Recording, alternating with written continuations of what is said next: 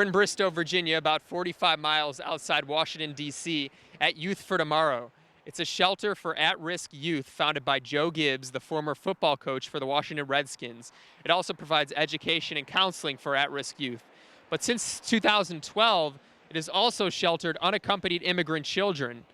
They were awarded a federal contract from Health and Human Services, and currently they're housing about 80 unaccompanied immigrant children. They get educated here by a private school that is run by Youth for Tomorrow. They do not attend public school in Prince William County, and they are given health screenings upon coming here, so they're not considered a health risk. But we don't know how long Youth for Tomorrow will be participating in this program, but they probably will be doing it sometime into the future, because the federal government says unaccompanied immigrant children are continuing to come into the country and likely will into the coming months. People were not aware that these kids are being housed here, but people are very concerned. Corey Stewart is the chairman of Prince William County's Board of Supervisors.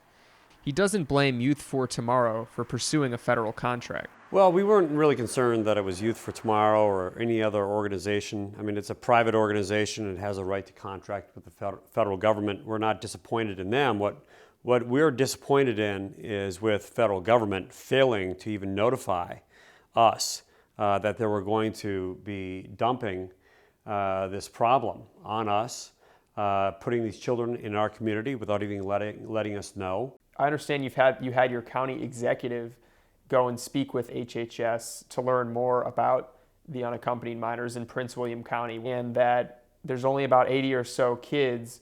What are your concerns about them being here? You know, we're not particularly concerned about problems that the kids might be causing. But what we are concerned about is that the federal government has been so secretive about this.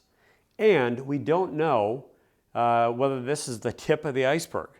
It's 80 children right now, but it could be hundreds later. Stewart says the fact that children are being housed at Youth for Tomorrow shows the far-reaching impact of the border crisis. It does highlight the complete haphazardness of the federal government with the way that it deals with illegal immigration, the way it's been dealing with this situation down at the border. And it does help to highlight the fact that this is affecting not just the border states, but it's beginning to affect the interior part of the country as well. Despite the controversy, these local residents are supportive of Youth for Tomorrow housing illegal unaccompanied minors. I think they need help. I know a couple of friends who've been through situations, and it's not easy on them whatsoever, and it's not necessarily their fault either. I'm very in favor of helping anybody who is in need, especially children. So anything I can do to help them, I'll be glad to do it. I have no problem with them doing the right thing. If they're actually going to come into our community and give back and be good citizens, then I think that organization is going to help them do that. Stewart says that he supports helping children. He's just worried about the unknown future. What are going to be the long-term needs of these kids? They don't have parents. So are they going to need social services? Are they going to need mental health services? Are they eventually going to end up in the county's school system? And what is going to be the long-term impact of these unaccompanied minors on the county's social services system? Reporting from Bristow, Virginia, this is Josh Siegel with the Daily Signal.